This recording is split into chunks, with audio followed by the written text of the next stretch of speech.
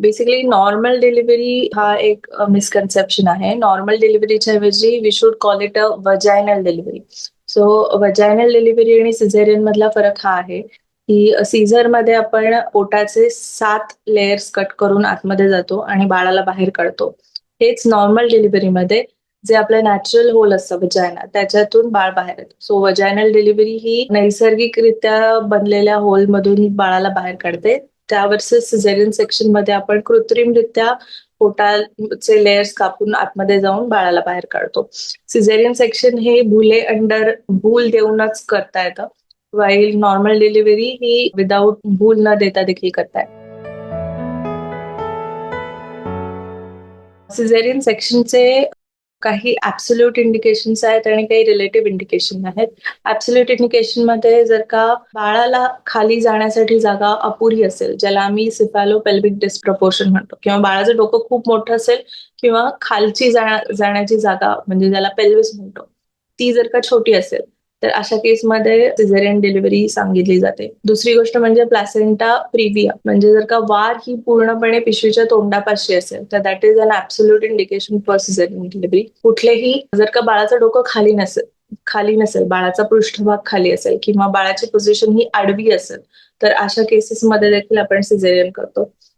जुळी बाळ असेल आणि त्यामध्ये पहिलं बाळ हे बाळाचा पृष्ठभाग खाली असेल तरी देखील आपण सिझेरियन डिलिव्हरी सांगतो. हे सगळे ऍब्सोल्यूट इंडिकेशन्स आहेत. रिलेटिव्ह इंडिकेशन मध्ये जर का वार सुटून आतमध्ये रक्तस्राव झाला किंवा पेशंटचं ब्लड प्रेशर अनकंट्रोल झालं, त्याला झटके यायला लागले किंवा बाळाने पोटामध्ये शी केली आणि बाळाचे ठोके कमी व्हायला लागले तर अशा केसेसमध्ये सिझेरियन डिलिव्हरी करता येते. But these are relative indications, these are not absolute indications for caesarean.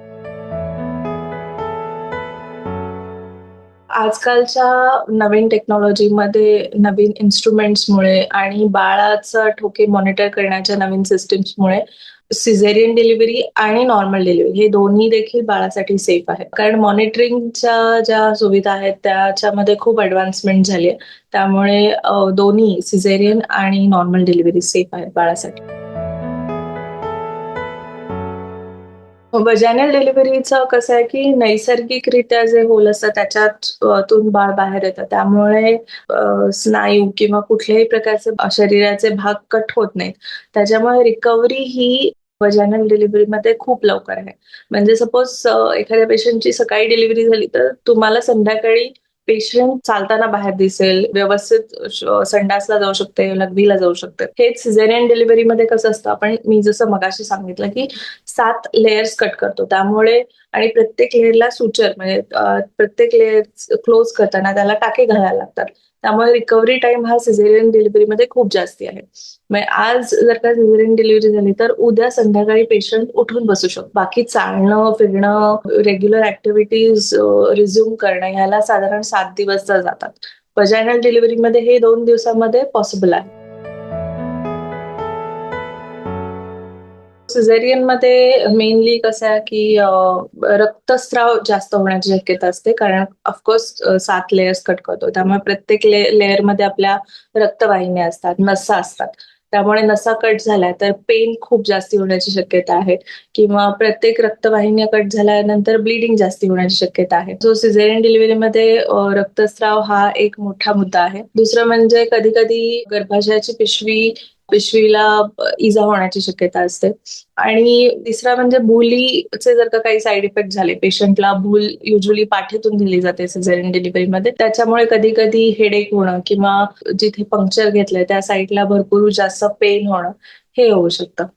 आणि ऑफकोर्स कधी कधी पेशंटची वुंड असते त्याच्यामधून वुंड गेप होते, म्हणजे जे टाके असतात ते व्यवस्थित हील होत नाही, त्याच्यातून पू येतो, पस येतो, पाणी येतं. मग अशा वेळी द रिकव्हरीला खूप वेळ लागतो आणि मग इन्फेक्शन वगैरेचे चान्सेस जास्ती असतात. सिझेरियन डिलिव्हरी ही साधारण पेशंटला स्लीपिंग पोझिशन मधून सिटिंग पोझिशन मध्ये यायला ऍटलीस्ट 24 तास जातात. पुढे रिकव्हरी कशी होते, चालायला वगैरे कसं येतं हे इंडिव्हिज्युअल पेशंटवर अवलंबून आहे, पण ऍटलीस्ट 3 ते 4 दिवस जातात. आणि ऑफकोर्स पेन टॉलरन्स, तुम्ही फिजिओथेरपी कशी करता, व्यायाम कसे करता ह्याच्यावर पुढची रिकव्हरी अवलंबून आहे. पण ऑफकोर्स सिझेरियन डिलिव्हरीमध्ये साधारण सगळे टाके वगैरे सगळं भरून यायला ऍटलीस्ट 15 दिवस जातात. नॉर्मल डिलिव्हरीमध्ये सकाळी नॉर्मल डिलिव्हरी झालेला पेशंट संध्याकाळी उठून बसलेला असतो, चालत फिरत असतो. नॉर्मल डिलिव्हरीचे जर का खालचे टाके असतील त्यांना पण विरघळायला युजली आजकाल सगळे विरघळणारे टाके घालतात. सो त्याला रिकव्हर व्हायला साधारण 7 दिवस लागतात. पण mobility wise normal delivery is quicker compare to caesarean delivery. फक्त त्याचे काही कॉन्ट्राइंडिकेशन्स आहेत. म्हणजे आधीची सिझेरियन डिलिव्हरी कशासाठी झाली आहे याच्यावर पण खूप साऱ्या गोष्टी असतात.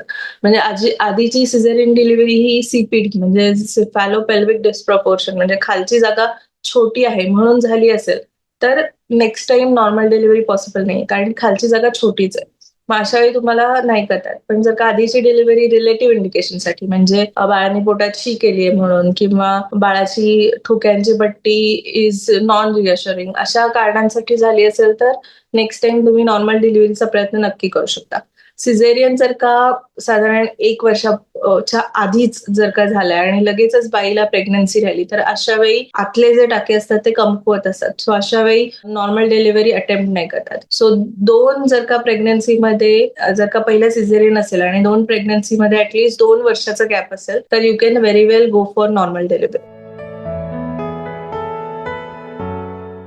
सिझेरियन डिलिव्हरीचा फायदा हा आहे की वेटिंग पिरियड नाहीये. म्हणजे तुम्ही हॉस्पिटलमध्ये जाता, ऍडमिट होता, तुम्हाला ऑपरेशन थिएटरमध्ये नेतात, भूल देतात आणि 1 तासामध्ये तुमचं बाळ बाहेर असतं.